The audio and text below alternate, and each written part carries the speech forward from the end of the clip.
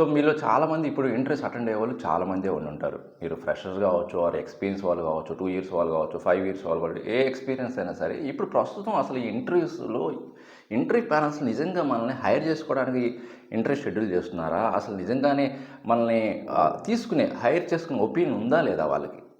మరి ఎందుకు అలాంటి క్వెషన్స్ అడుగుతున్నారు? నేను 2 ఇయర్స్ ఎక్స్‌పీరియన్స్‌తో వెళ్తే వాళ్ళు కొంతమంది interview panels out of subject అడుగుతున్నారు. అసలు దాంట్లో రెజ్యూమ్‌లో నేను మెన్షన్ చేయని అడుగుతున్నారు. అండ్ ఇంకొంతమంది ప్యానెల్స్ ఏమో అసలు మేము 2 ఇయర్స్, 3 ఇయర్స్ ఎక్స్‌పీరియన్స్ ఉన్నా కూడా వాళ్ళు అడిగే క్వెషన్స్ వాళ్ళు అడిగే క్వెషన్స్ 6 ఇయర్స్, 7 ఇయర్స్ ఎక్స్‌పీరియన్స్ ప్రొఫెషనల్స్‌కి ఎంతైతే ఉండాలో అలాంటి క్వెషన్స్ అడుగుతున్నారు. మాకు చాలా ఇబ్బందిగా ఉంటుంది ఇంటర్వ్యూ క్రాక్ చేయడానికి. అండ్ ఇలాగా చాలామంది చాలా రకాలుగా అయితే ప్రాబ్లమ్స్ ఫేస్ చేస్తున్నారు. మరి నిజంగానే ఈ ఇంటర్వ్యూ ప్యానెల్స్‌కి మనల్ని హైర్ చేసుకోవడానికి ఇంత ఇంట్రెస్ట్ చూపించరా? మరి ఇంటర్వ్యూ షెడ్యూల్ చేయడానికి కారణం ఏంటి? ఈ ఇంటర్వ్యూ ప్యానెల్స్ ఎందుకు అంత డెప్త్‌గా అడుగుతున్నారు? ఈ అన్ని రీజన్స్‌కి నేను సొల్యూషన్స్ అయితే ఈ వీడియో కంటెంట్‌లో మీకు అప్లోడ్ చేస్తాను. అండ్ మీరు చేయాల్సింది మన కంటెంట్ నచ్చితే లైక్ చేస్తుండండి. అండ్ మీరు మన ఛానల్ ఫస్ట్ టైం విజిట్ చేస్తే సబ్స్క్రైబ్ చేసుకోండి. ఇలాంటి మోర్ యూస్ఫుల్ టెక్నికల్ వీడియోస్ కోసం అండ్ జెన్యూన్ కంటెంట్ కోసం మన ఛానల్ ఫాలో అవ్వండి. ఇంకా మన టాపిక్ అయితే డిస్కస్ చేద్దాం. సో మీలో చాలామంది ఫ్రెషర్స్ అవ్వచ్చు, ఎక్స్పీరియన్స్ ప్రొఫెషనల్స్ అవ్వచ్చు, ఆర్ లీడ్స్ పొజిషన్స్, మేనేజ్మెంట్ పొజిషన్స్లో ఇంటర్వ్యూస్ అటెండ్ అవుతుంటారు. ఎందుకంటే కంపెనీ స్విచ్ అవ్వడానికి, మంచి ప్రొఫెషనల్ గ్రోత్గా కానీ, ఫైనాన్షియల్గా కానీ గ్రో చూసుకోవడానికి ఇలాగా కంపెనీస్ స్విచ్ అవుతుంటారు. ఈ స్విచ్ అయ్యే టైంలో చాలామంది చాలా రకాలుగా ప్రాబ్లమ్ ఫేస్ చేస్తుంటారు ఇంటర్వ్యూలు. ముందు కాలంలో ఇంటర్వ్యూస్ అంటే ఏంటంటే కొంత మీకు టెక్నికల్గా కానీ, థియరిటికల్గా కానీ అండ్ సమ్ ప్రాజెక్ట్ ఓరియంటెడ్గా కానీ ఇవన్నీ కూడా చెక్ చేసేవాళ్ళు. అంత డెప్త్గా అంటే ఎక్స్పీరియన్స్ ఎంత ఉందో దాన్ని బేస్ చేసుకొని అండ్ మీ స్కిల్స్ ఏవైతే రెజ్యూమ్‌లో స్పెసిఫై చేస్తారో వాటిని బేస్ చేసుకొని మాత్రమే అడిగేవాళ్ళు. ఒక ప్రొసీజర్ ఫాలో అయ్యేది. ఎనీ ఆర్గనైజేషన్స్ అలా ప్రొసీజర్ ఫాలో అయ్యేవాళ్ళు. బట్ ఇప్పుడు అలా లేదు. అంటే అన్ని కంపెనీస్ ఇలా చేస్తాయని మనం అది కూడా చెప్పలేము. మ్యాక్సిమం ఇప్పుడు అలానే ఉంటుంది. ఎందుకంటే దానికి కారణాలు కొన్ని ఉన్నాయి. ఎలాంటి ప్రాబ్లమ్ ఫేస్ చేస్తున్నారు ఇప్పుడే జస్ట్ రీసెంట్‌గా చెప్పాను.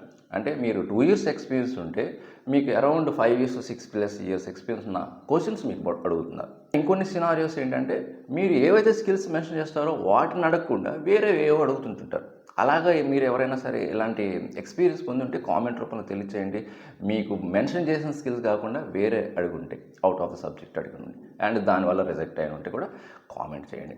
అండ్ ఆ అడిగే క్వశ్చన్స్ కూడా ఇన్ డెప్త్గా అసలు ఇంకా ఈవెన్ 7+, 8+ ఇయర్స్ ఎక్స్పీరియన్స్ వాళ్ళు కూడా ఆన్సర్ చేయలేనంతగా అడుగుతున్నారు అని చాలామంది కంప్లైంట్ చేస్తున్నారు. దానికి రీజన్ ఏంటంటే ఈ మధ్య కాలంలో ఏం జరుగుతుందంటే మ్యాక్సిమం ఇప్పుడు మీకు వర్చువల్ ఇంటర్వ్యూస్ అటెండ్ అవుతున్నారనుకోండి, ఎక్కువగా ఏం చేస్తున్నారు ఈ మధ్య ఈ ఏఐ టూల్స్ ఇలాంటివి యూజ్ చేసి ఇప్పుడు సపోజ్ స్ట్రైట్ క్వశ్చన్స్ అడిగారనుకోండి, మనం ఆ స్ట్రైట్ క్వశ్చన్స్కి ఇమీడియట్గా మీరు ఏఐ టూల్స్ యూజ్ చేస్తే ఆన్సర్స్ వస్తూ ఉంటాయి. అవి చెప్తూ ఉన్నారు.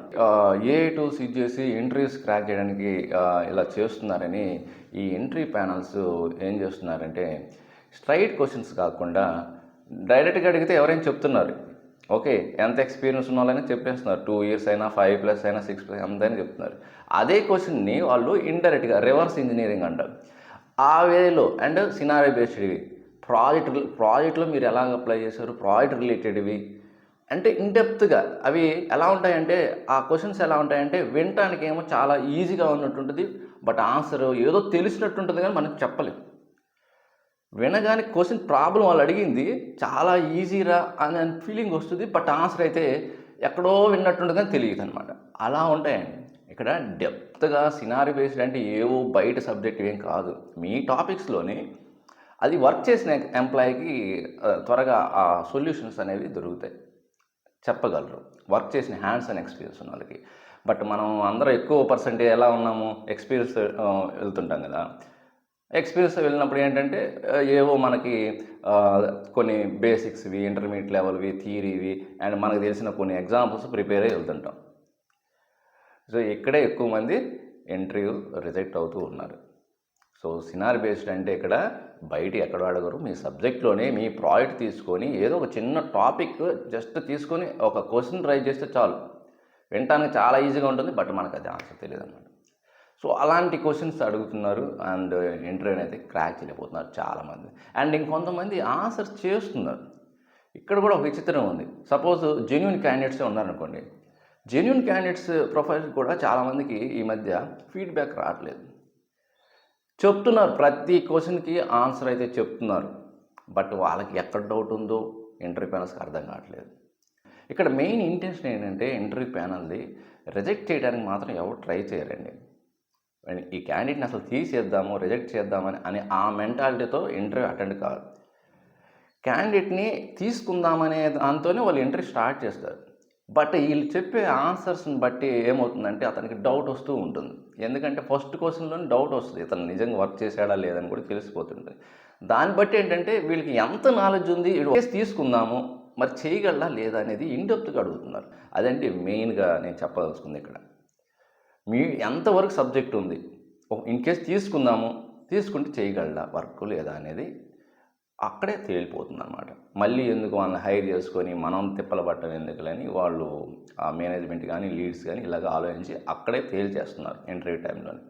కోడింగ్ కానీ, ట్రబుల్ షూటింగ్ కానీ, డీబగ్గింగ్ కానీ అన్నీ ఆన్సర్ చేయగలుగుతున్నారు ప్రాపర్గా. అంటే వర్క్ఫుల్ క్యాండిడేట్ మాత్రమే ఫిల్టర్ చేసి క్యాండిడేట్ని హైర్ చేసుకుంటున్నారు. అంటే నెక్స్ట్ వాళ్ళు హైర్ చేసుకున్న తర్వాత వాళ్ళకు కూడా మేనేజ్మెంట్ కూడా ఎలాంటి ప్రాబ్లం లేకుండా మళ్ళీ న్యూ క్యాండిడేట్ హైర్ చేసుకోవడం చాలా లేట్ ప్రాసెస్ కదా, వాళ్ళకి చాలా టైం వేస్ట్ కూడా, ఎక్స్పెన్సివ్ అనమాట. ఇవన్నీ క్యాండిడేట్ని తీసుకోవడం సబ్జెక్ట్ లేకుండా long process and expensive process. అందుకని ఏం చేస్తున్నారంటే ఆ తీసుకునేది ఏదో ఫిల్టర్ చేసుకొని మంచి క్యాండిడేట్ని 20 మందిలో 30 మందిలో ఒక క్యాండిడేట్ని హైర్ చేసుకుంటున్నారు. సో ఇక్కడ మీకు అల్టిమేట్గా ఒక కాన్సెప్ట్ అండర్స్టాండ్ ఉంటుంది. ఇక్కడ హ్యాండ్స్ ఆన్ ఎక్స్పీరియన్స్ మీరు రియల్గా వర్క్ చేయకపోయినా కూడా మీరు ఏదైనా ప్రాజెక్ట్స్ మీ ఓన్గా అయినా సరే ఇంప్లిమెంట్ చేసి ఆ వర్క్ అని తెలుసుకొని అతను అడిగే క్వశ్చన్స్కి ఎలాంటి సినార్ బేస్డ్ అయినా రియల్ టైం అని అడిగినా కూడా ఆన్సర్ చేయగలిగితే 100% మీకు జాబ్ ఇస్తారు. జెన్యూన్ అనే కాదు, వేరే క్యాండిడేట్స్కి అయినా సరే. బట్ ఇక్కడ జెన్యూన్ పీపుల్ కూడా కొంతమంది స్ట్రగుల్ అవుతున్నారు. ఎందుకంటే వాళ్ళు లాంగ్ టైం నుండి బ్రేక్ అంటే ఇంటర్వ్యూస్ అటెండ్ అవ్వకపోవటం వల్ల ఏంటంటే వాళ్ళకి ఎవరికైనా సరే ఒక అలవాటని లేకపోతే ఎవరికైనా ఈవెన్ జెన్యూన్ ప్రొఫైల్స్ కానీ చాలా ప్రాబ్లం అండి ఇంటర్వ్యూ క్రాక్ చేయడం అంత ఈజీ ఏం కాదు. సో వాళ్ళకి కూడా కొంత ఇంటర్వ్యూస్ అటెండ్ అవ్వడంలో అండ్ వాళ్ళు కూడా కొంతమంది రిజెక్ట్ అవుతున్నారు. సో వాళ్ళు కూడా ప్రాక్టీస్ చేయాలి, బ్రష్అప్ చేయాలి అన్ని కాన్సెప్ట్స్ని. ఓకే, సో ఎవరైనా ఈ interview preparation and mock interviews attend అవుదాం అనుకునే వాళ్ళు మీ డీటెయిల్స్ని ఈ మెయిల్ ఐడికి షేర్ చేయండి. మీరు ఎంత ఎక్స్పీరియన్స్ అని పర్లేదు, ఏ టెక్నాలజీ అని పర్లేదు. సో నేనైతే ఒక 40 days ఆర్ 50 days ప్రోగ్రామ్ ఉంటుంది, మీకు డైలీ టాస్క్లు ఇచ్చి వర్క్ చేపిస్తుంటాను. And every weekend mock interviews ఉంటాయి. ఓకే, సో ఇదేనా విషయం. సో మీకు ఈ కంటెంట్ నచ్చింది అనుకుంటున్నాను. నచ్చితే మీ ఫ్రెండ్స్ అందరికి కూడా షేర్ చేయండి. చాలా హెల్ప్ఫుల్ అండ్ యూస్ఫుల్ ఇన్ఫర్మేషన్. మర్చిపోకుండా లైక్ చేయండి. ఇంకొక మంచి యూస్ఫుల్ కంటెంట్తో మళ్ళీ కలుద్దాం. Thank you very much.